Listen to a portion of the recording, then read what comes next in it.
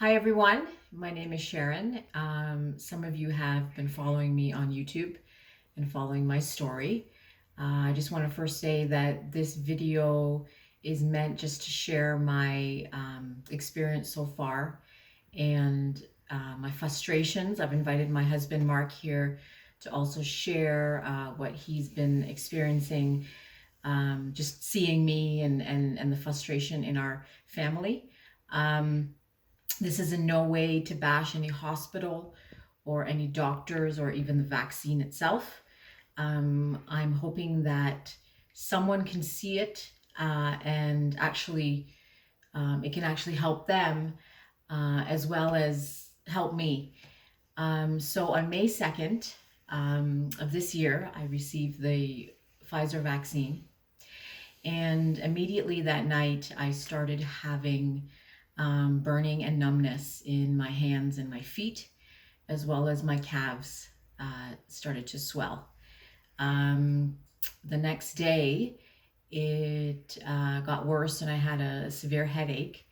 And then it started to impede my walking. So I started dragging my right foot and I was limping. I proceeded to call my doctor, my family doctor, and to tell him what was happening. And he went on to say it seemed like I was having some nerve complications. So he prescribed pregabalin, which is used for nerve pain. I didn't find it was helping. At night, especially, my the pain in my hands and my feet were flaring up, and it was very hard to sleep and to have a restful night's sleep. So on the Sunday, which is Mother's Day, my daughter Leah, which is a nurse, and my husband, they noticed that my behavior was strange, and I don't really remember.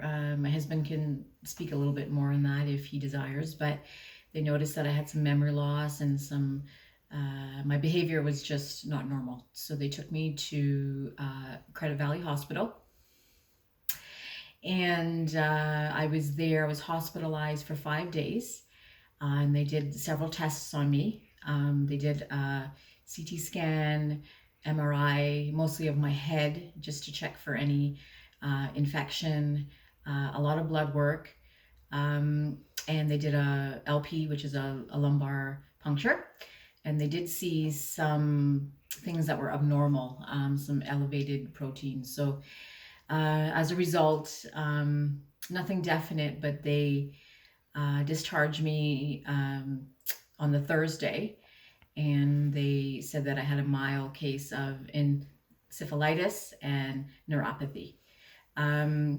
When I was discharged, we noticed that a couple weeks after, not only did the pain in my hands and my feet continue, and I was continuing to limp, but it started to affect my speech. So any sort of small physical activity that I did, I was really exhausted, which was abnormal. And then it affected my speech. I started to slur my words and I was stuttering. I also felt burning in the back of my neck and down my spine, and a couple of other things. So at that time, my family did want to take me to the hospital, but I refused. It wasn't until about a week ago on the Saturday, my symptoms was getting progressively worse, and I started to feel very, very weak and lethargic, almost like I couldn't lift my hands and my legs. I laid in bed, and it was sort of like I was zoned out, like I was trying to. My daughter was talking to me, and it was kind of like in a zone, like I could hear her, but I wasn't able to answer her. So they decided to take me back to the hospital. I went to Credit Valley again, and they ran more or less the same sort of tests that they ran before, but mostly focused on my head. Um, didn't really find anything. I did have 3 episodes in the hospital, with one with the physiotherapist where they had me exercise, and I felt the same sort of weakness and speech problems and slurring my words. Again, with the speech pathologist, I again had the same sort of episode. So they focused mostly on my brain. They had me do another third EEG, where they aggravated the episodes that I've been having with my speech and so forth on the table, and it did happen. And they said that they didn't see anything. So the neurologist there said that it looks as if I'm having a seizure, but without the brain activity that a normal seizure will have. So they discharged me after 6 days. So altogether, I was at Credit Valley Hospital, hospitalized for 11 days, and nothing significant. So they discharged me empty-handed again. I was discharged on Friday past, and my family noticed that my breathing was very labored. So they took me to Toronto General, and they didn't do too much there, just a chest x-ray and some blood work for a blood clot. And then they discharged me the next day. So we were upset because we were told, or we researched, that Toronto General was a really good hospital, and it probably is. But it seems to me that because I'm mentioning that I'm feeling or experiencing all these things as a result of the vaccine, that I feel as if no one's taking me seriously. And we're home, we're frustrated, we don't know what else to do. I refuse to go to any hospitals again, unless my family feels like I'm dying. But I'm continuing to experience fatigue. I can't walk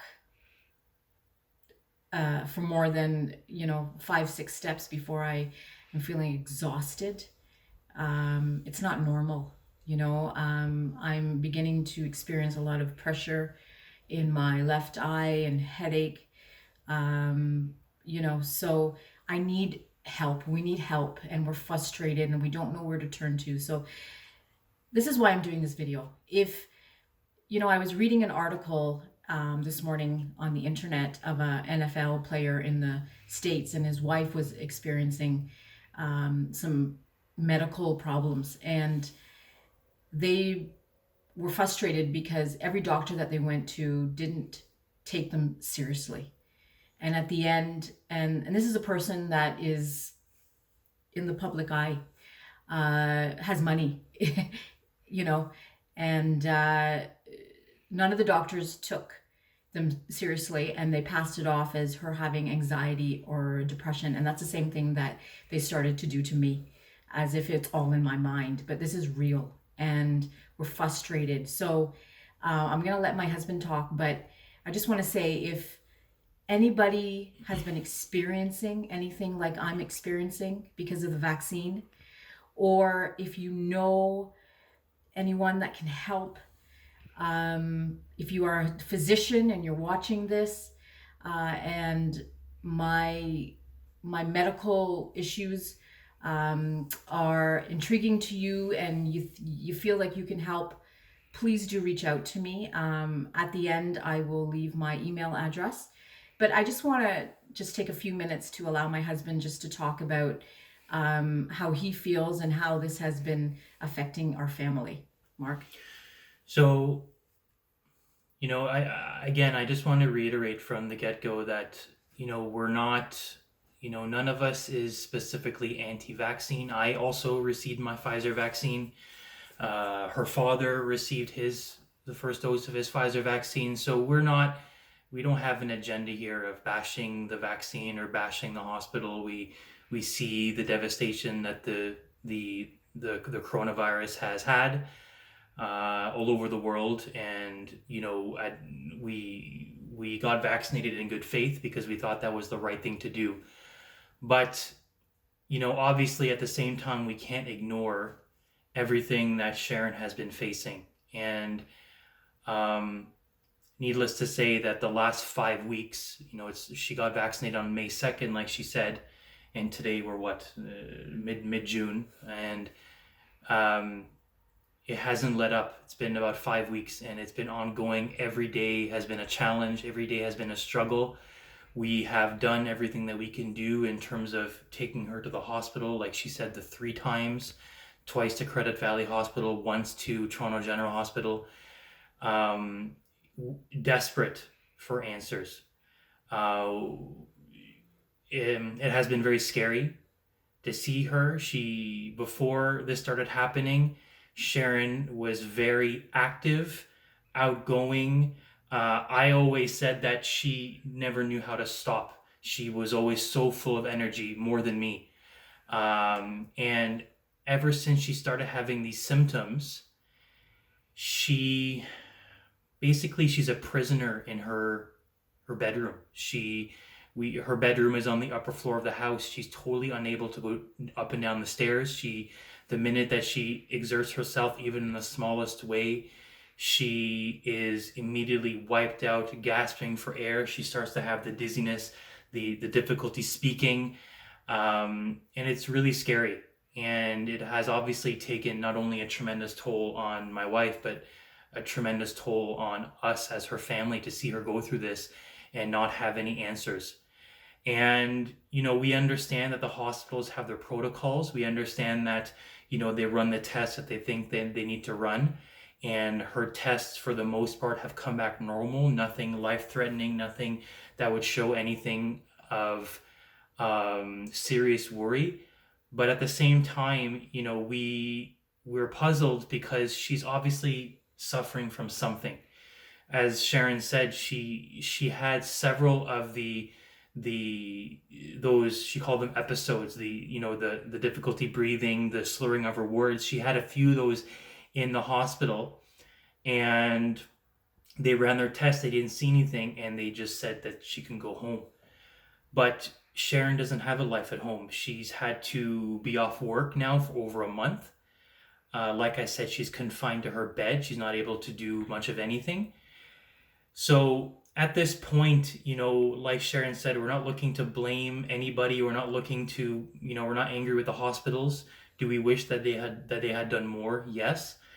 But at this point, we've gotten to this, point where we are just desperate for answers. We're hoping that Sharon's story can